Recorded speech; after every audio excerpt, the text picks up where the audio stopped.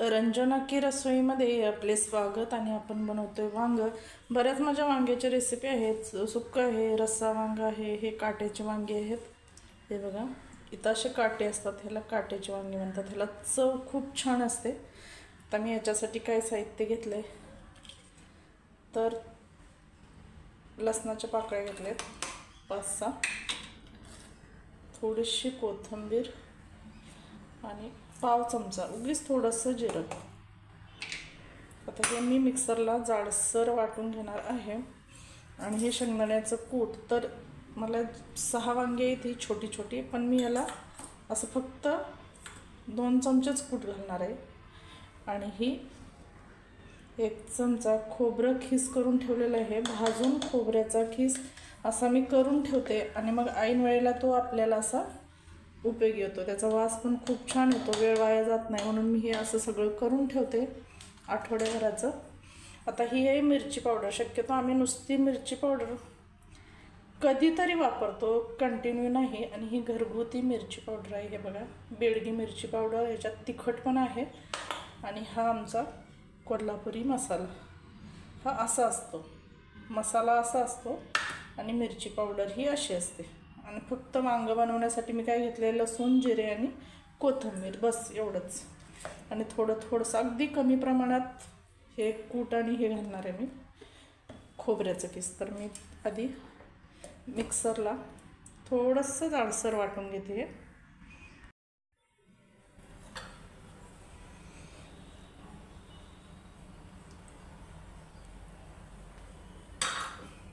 थोडंसं तेल घातलं मी.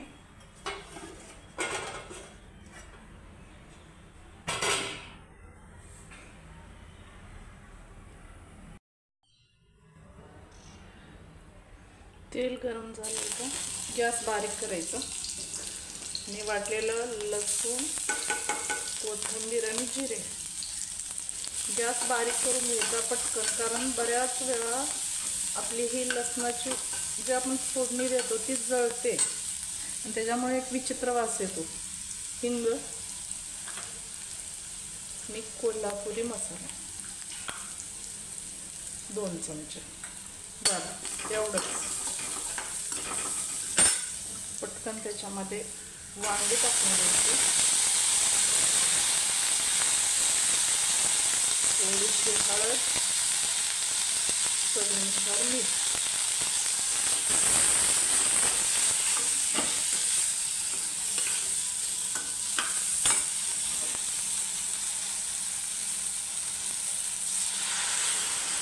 वांगी शिजेल इतपत पाणी ओतायचं आणि भाजी शिजल्यानंतरच कूट घालायचं, मध्येच कूट घालायचं नाही. वांग्याची भाजी करताना खोबरं आणि कूट नंतर घालायचं, अर्धी भाजी शिजल्यानंतर. ही अशी वांगी शिजल्यानंतर 50%, हे बघा, भाजलेलं शेंगदाण्याचं कूट 2 चमचे टाकले आणि 1 चमचा भाजून खिसलेलं खोबरं, म्हणजे मिक्सरला बारीक केलेलं. आता याला परत 5 ते 7 मिनटं व्यवस्थित बारीक गॅसवर शिजू द्यायचं. आता मला हे मीडियम बनवायचं आहे. हे बघा, इतकं पातळ दिसतं हे. तुम्हाला सुक्की भाजी बनवायची असेल तर कमी पाणी ओतायचं. असा एखादा छोटा कुकर असेल तर हा कुकर लावायचा, फक्त 1 ते 2 शिट्ट्या करायच्या आणि एकदम थोडंसं एवढ्या वांग्याला इतकं पाणी घालायचं. 2 शिट्ट्या करायच्या, 5 मिनटात वांग्याची भाजी तयार होते. तुम्हाला जर ऑफिसला जायचं आहे, खूप गडबड आहे आणि चवदार भाज्या बनवायच्या तर कोल्हापुरी मसाला, हे जे मी साहित्य टाकले ते सुक्की भाजी बनवायची. तर आता मी जास्त पाणी घातले, जे मला पातळ बनवायचे, अगदी एवढंसं पाणी घालायचं. अशी मस्त 2 चमचे मसाला घालून खूप छान, काही घातलं नाही तरी चालतं, जसं मी सांगितलं तसं केलं तरी पटकन होतात त्या भाज्या.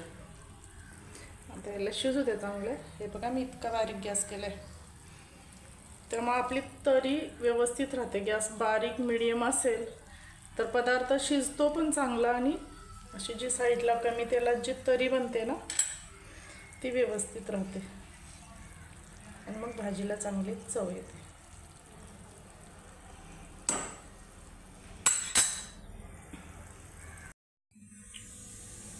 तुम्ही बघू शकताय ही तयार झाली आपली वांग्याची पातळ रस्सा भाजी.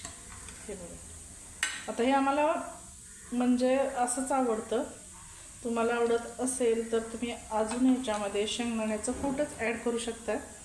जर आणि घरात खायची असेल तर अशी चालती, ज्यांना चुरून भाकरी किंवा चपाती खायची असेल त्यांच्यासाठी.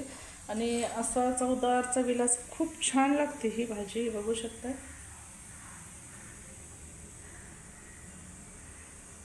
चला तर मग जरा रंजना के रसोई चॅनलला शेअर करा, सबस्क्राईब करा, कमेंट करा आणि शेअर करा.